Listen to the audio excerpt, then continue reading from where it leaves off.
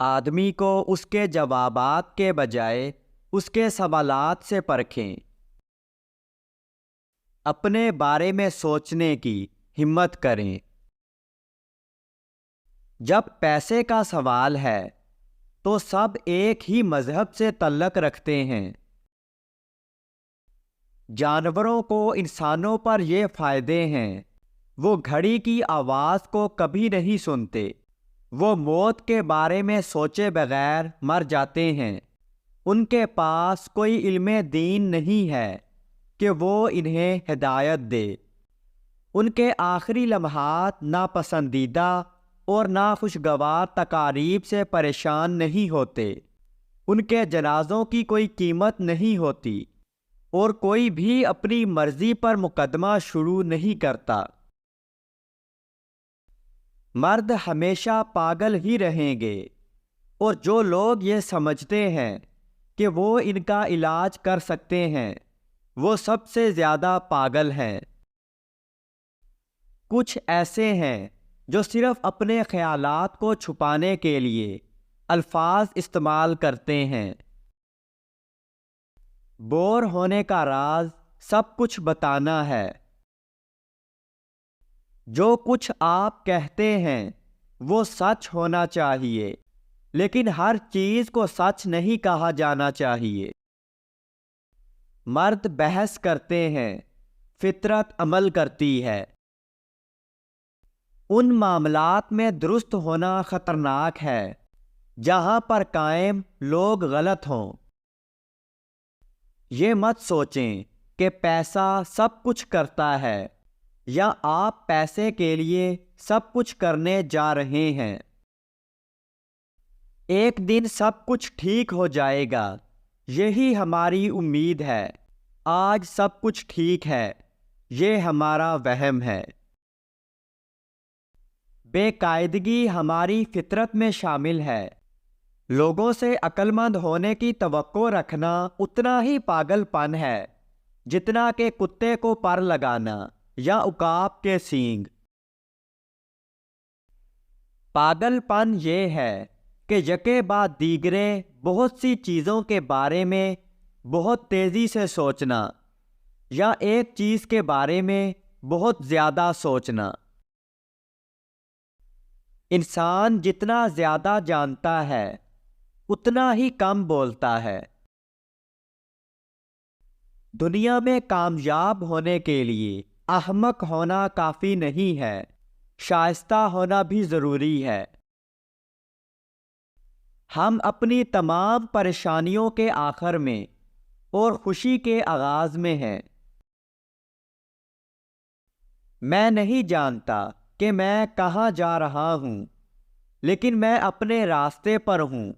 یہ زندگی کے بارے میں میرے پسندیدہ اقتصابات میں سے ایک ہے۔ کوئی مسئلہ مستقل سوچ کے حملے کا مقابلہ نہیں کر سکتا۔ میں نے خوش رہنے کا انتخاب کیا ہے کیونکہ یہ میری صحت کے لیے اچھا ہے۔ کسی مقصد، ایک خواب، ایک خواہش کو حاصل کرنے کے لیے آپ کو کامیابی کے لیے اس کی منصوبہ بندی کرنی چاہیے۔ اگر ہمیں کوئی بہت اچھی چیز نہیں ملتی ہے تو کم از کم ہمیں کوئی نئی چیز مل جائے گی۔ سچائی سے محبت کرو، لیکن غلطی کو معاف کرو۔ دل کی اپنی وجوہات ہوتی ہیں جو عقل نہیں سمجھ سکتی۔ خدا مجھے میرے دوستوں سے بچائے، اپنے دشمنوں سے اپنا دفاع کر سکتا ہوں۔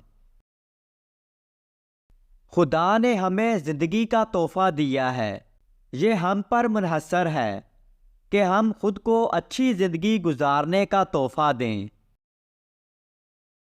فکر کی آزادی روح کی زندگی ہے۔ تعریف کے ذریعے ہم دوسروں میں فضیلت کو اپنی ملکیت بناتے ہیں۔